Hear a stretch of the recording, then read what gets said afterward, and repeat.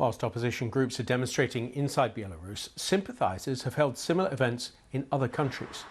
This is Lithuania, where at least 30,000 people, including President Nausėda, formed a human chain from the capital Vilnius right to the border with Belarus. You can see how they are unfurling a huge red and white flag. That's the former flag of Belarus, which is being used to show opposition to Mr. Lukashenko. A senior Iranian official has said that the black box recorders on the Ukrainian plane accidentally shot down by Iran in January show that it was hit by 2 missiles.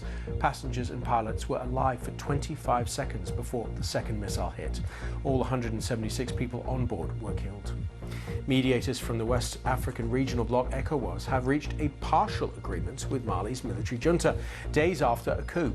The delegation, which is led by Nigeria's former president Goodluck Jonathan, has been holding talks with the new military leaders of Mali aimed at returning the country to civilian rule. Negotiations will continue on Monday. A big security cordon has been thrown around the High Court in the New Zealand city of Christchurch, where an Australian white supremacist who killed 51 Muslim worshippers at 2 mosques last year is attending his sentencing hearing. Brenton Tarrant could receive a full life term without parole. He was convicted of 51 murders and 40 counts of manslaughter. The sentencing hearing has started for the far-right gunman who murdered 51 people in attacks on 2 mosques in New Zealand last year.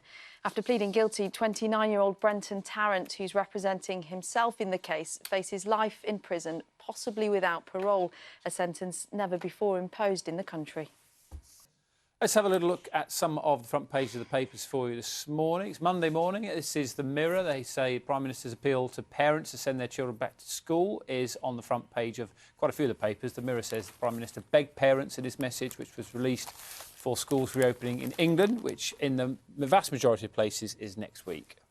Front page of the Times this morning. Teachers spread the virus more than pupils. That is the lead story in the Times. It says new research from Public Health England showed 2/3 of outbreaks came from staff-to-staff transmission or staff-to-pupil. Raving idiots is the headline in the Metro, which reports that police had to break up at least 100 illegal mass gatherings across the UK over the weekend. It says more than 70 of those took place in Birmingham. We'll be talking about that a bit later in the programme, including one party there which had 2 marquees and a DJ. And a DJ, full stop. Oh, yes.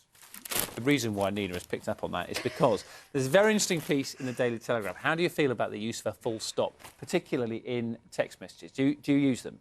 No. I would typically end a text message with a kiss, or maybe 2. Oh, right. OK, I'll have to check my text messages from you, see what's going on. Now, this is because linguists have been debating the use of full stop and why some young people, apparently, interpret correctly punctuated text as a sign of annoyance. I can see that, though, because they're absent from text usually. If somebody put one on, it would look like they were trying to make a point. Well, there's a big debate amongst linguists about this. Bear with me. Because some people say it's obvious when a text message ends, therefore you don't need a full stop. One says instant messages have a new role in signifying an abrupt and angry tone of voice if you use a full stop. Apparently someone wrote a book in 2015 called Making a Point, and in there they said it's an emotion marker signifying anger or annoyance. And researchers also found that if you use an exclamation mark or point, depending on what you call it, that makes you feel a little bit more sincere and more engaged, apparently. I would disagree with that. I find an exclamation mark slightly passive-aggressive. But you're very Get in touch. What's your very favourite difficult. on a text I'm going to have to watch my text to you very carefully how I finish them. Might misread them. Double kiss, I think.